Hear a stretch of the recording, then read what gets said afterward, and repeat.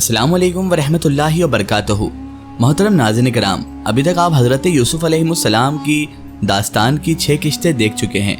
अब बारी है आखिरी और 7वीं किश्त की, जिसमें हम आपको बताएं किस तरह हज़रत यूसुफ़ अलैहिस्सलाम की मुलाकात उनके भाई बिन्यामीन से तो हो गई, लेकिन किस तरह याकूब अलैहिस्सलाम की मुलाकात हज़रत यूसुफ़ अलैहिस्सलाम से हुई और किस तरह राज से पर्दाफाश हुआ और उनके भाइयों को मालूम चला कि मिस्र का बादशाह और कोई नहीं बल्कि उनका वही भाई है जिसे वो कुएं में फेंक आए थे, यानी यूसुफ बिन याकूब अलैहिस्सलाम। तो कैसे हुआ ये सब और कैसे हुआ मिलाप बिछड़ों का, ये जानेंगे हम इस वीडियो में। तो आपसे इतनी सी गुजारिश है कि इस वीडियो को आखिर तक ज़रूर देखें, और अगर अभी तक आपने हमारे चैनल को सब्सक्राइब नहीं किया है तो उसे भी सब्सक्राइब कर दीजिए और पास में दिए गए बेल आइकन पर भी क्लिक कर दीजिए ताकि हमारे वीडियो की नोटिफिकेशन आप सब तक पहुँचती रहे। मोहतरम नाज़रीन कराम, हज़रत याकूब अलैहिस्सलाम ने जब अपने बिन्यामीन नामी बेटे को भी खो दिया तो उन्होंने अपने बेटों से फरमाया कि अल्लाह की रहमत से मायूस ना हो और यूसुफ अलैहिस्सलाम की तलाश करो। चुनांचे वो फिर से मिस्र पहुँचे और यूसुफ अलैहिस्सलाम की खिदमत में हाजिर होकर कहने लगे, ऐ शहंशाह मिस्र, हम बड़ी मुसीबत में हैं, हमारी हकीर पूंजी कबूल करके हमें और गल्ला दे दें और हम पर खैरात भी करें। हज़रत यूसुफ अलैहिस्सलाम ने अपने भाइयों की ये इनकसारी और उनकी परेशानी देखकर फरमाने लगे कि क्या तुम्हें कुछ खबर है कि तुमने यूसुफ और उसके भाई के साथ क्या सुलूक किया, यानी यूसुफ को मारना, कुएं में फेंकना, बेचना और उनके बाद उनके भाई को तंग करना, परेशान करना, क्या कुछ याद है? ये फरमाते हुए यूसुफ अलैहिस्सलाम को हंसी भी आ गई। भाइयों ने यूसुफ अलैहिस्सलाम के गौहरे दंदान का हुस्न देखकर पहचान लिया कि ये तो जमाले यूसुफी की शान मालूम होती है। फिर कहने लगे कि आप ही तो यूसुफ नहीं हैं। फरमाया, हाँ मैं यूसुफ हूँ, ये मेरा भाई बिन्यामीन। अल्लाह ने हम पर बड़ा एहसान फरमाया है। अल्लाह परहेजगारों और साबिर बंदों का अज्र ज़ाया नहीं करता। वो सब शर्म से बोले, खुदा की कसम, बेशक अल्लाह ने आपको हम सब पर फजीलत दी है और हम वाकई खताकार थे। हज़रत यूसुफ अलैहिस्सलाम ने फरमाया, मगर ए भाइयों, तुम पर मेरी तरफ से कोई मलामत नहीं, अल्लाह तुम्हें माफ़ करे और वो बड़ा मेहरबान है। नाज़रीन मोहतरम, खुदा के मकबूल बंदों का ये शेवा और ये तरीका है कि वो अपनी ज़ात का जायज़ बदला लेने का इख्तियार और ताकत रखकर भी माफ़ फरमा देते हैं और कोई मलामत भी नहीं करते। ये अल्लाह वालों की शान है। हज़रत यूसुफ अलैहिस्सलाम ने अपने भाइयों के सामने राज खोल दिया और बता दिया कि मैं ही यूसुफ हूँ। फिर अपने भाइयों से हज़रत याकूब अलैहिस्सलाम का हाल दरियाफ्त फरमाया और कहने लगे, वालिद गिरामी कैसे हैं? तो उनके भाई कहने लगे कि आपके फिराक में, आपकी जुदाई में रोते रोते उनकी नज़र बहाल नहीं रही। यूसुफ अलैहिस्सलाम ने फरमाया, तो ये लो मेरी कमीज़ ले जाओ, इसे वालिद माजिद के मुँह पर रख देना, उनकी बिनाई वापस आ जाएगी। हज़रत यूसुफ अलैहिस्सलाम की उस कमीज़ मुबारक की ये शान थी कि किसी बीमार पर भी डाली जाती तो वो अच्छा हो जाता। चुनांचे वो लोग कमीज़ लेकर वापस लौटे। वो भाई जिसने यूसुफ अलैहिस्सलाम को कुएं में फेंकने के बाद आप हज़रत यूसुफ अलैहिस्सलाम की कमीज़ खून आलूदा करके याकूब अलैहिस्सलाम को दिखाई थी, कहने लगे कि उस दिन भी मैंने कमीज़ यूसुफ उठाई थी, वालिद साहब को रंज पहुँचाया था, आज भी मैं ही कमीज़ यूसुफ उठाता हूँ और वालिद साहब को खुश करूँगा। चुनांचे कमीज़ यूसुफ उसने उठाई और कनान की तरफ रवाना हुआ। इधर ये लोग मिस्र से निकले और उधर कनान में याकूब अलैहिस्सलाम अपने अहबाब से फरमाने लगे कि आज मुझे यूसुफ की खुशबू आ रही है। वो कहने लगे, आप तो उस पुरानी मोहब्बत के गम में हैं, भला अब यूसुफ कहाँ? इतने में बिरादरान यूसुफ यानी हज़रत यूसुफ अलैहिस्सलाम के भाई आ पहुँचे और वो कमीज़ हज़रत याकूब अलैहिस्सलाम के मुँह पर डाली गई तो फौरन आपकी आंखों की रोशनी, आपकी बिनाई अल्लाह तबारक व तआला ने फिर अता कर दी। आपने अल्लाह का शुक्र अदा किया और फरमाया, मैं ना कहता था कि जो कुछ मैं जानता हूँ तुम नहीं जानते। नाज़रीन मोहतरम, अल्लाह वालों के बदने अनवर से जो चीज़ लग जाए वो दाफ़े बला दूर करने वाली और बीमारी के लिए शिफा बन जाती है। फिर अल्लाह वाले खुद क्यों ना दाफ़ेउल बला होंगे? उन दाफ़ेउल बला कहना शिर्क कैसे हो सकता है? नाज़रीन मोहतरम, याकूब अलैहिस्सलाम की मुबारक आँखें कमीज़ यूसुफ की बरकत से अच्छी हो गई। याकूब अलैहिस्सलाम ने सुबह सुबह बाद नमाज अल्लाह तबारक व ताला की बारगाह में हाथ उठाकर अपने साहबजादों के लिए दुआ की, वो कबूल हो गई। याकूब अलैहिस्सलाम को वही फरमाई गई कि साहबजादों की खता बख्श दी गई है।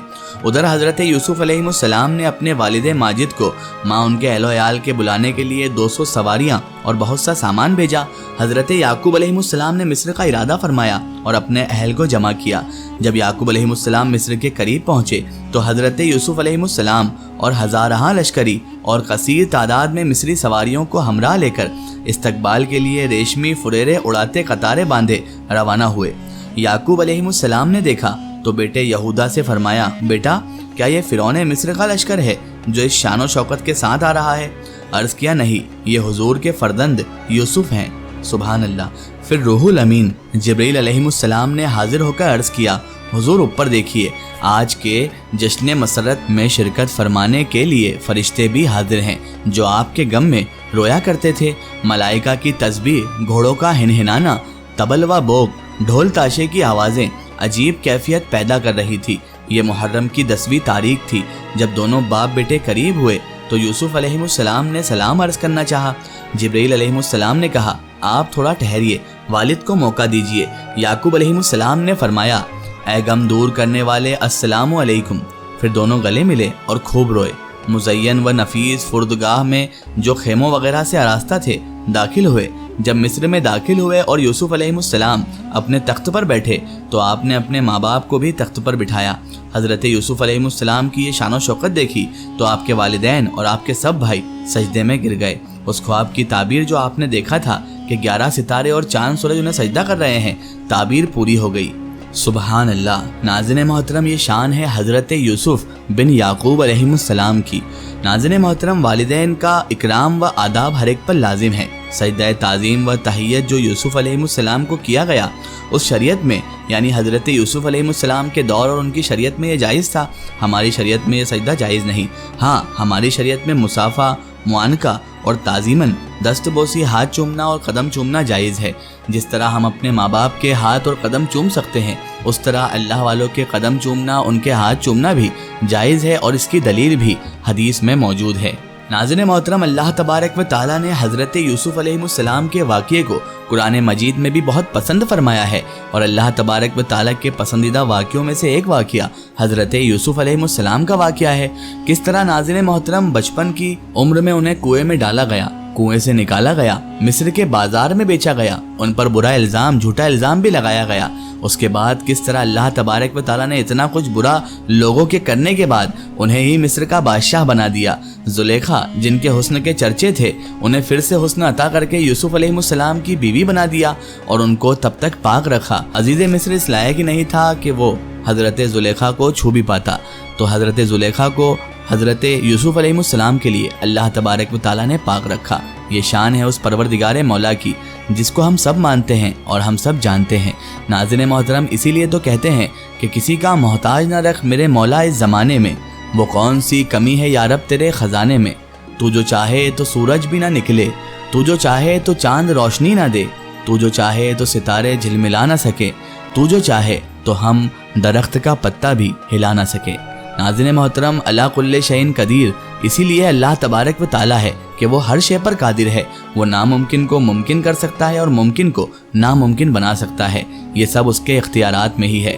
اللہ تبارک و تعالیٰ سے بس اتنی سی دعا ہے کہ اللہ پاک ہمیں بھی نیک راستے پر چلنے کی توفیق عطا فرمائے اور مبارک اور نیک ہستیوں کی صحبت نصیب فرمائے، اور ان نیک اور مبارک ہستیوں کی سیرت مبارک پر چلنے کی توفیق اور رفیق عطا فرمائے۔ آمین ثم آمین۔ ناظرین محترم، یوسف علیہ السلام کی سوانح حیات، ان کی داستان تو ہوئی یہاں پر ختم، لیکن اگر آپ لوگ چاہتے ہیں کہ ہم اور بھی انبیاء کرام علیہ السلام یا اولیاء کرام کی داستان، ڈاکیومنٹری، ان کی سوانح حیات، پوری حیات طیبہ آپ کے سامنے لے کر حاضر ہوں تو آپ کمنٹ میں ہمیں ان کا نام ضرور بتائیں۔ پھر حاضر ہوتے ہیں آپ کے لیے نئی اور بہترین ویڈیو کے ساتھ۔ تب تک کے لیے خدا حافظ، السلام علیکم۔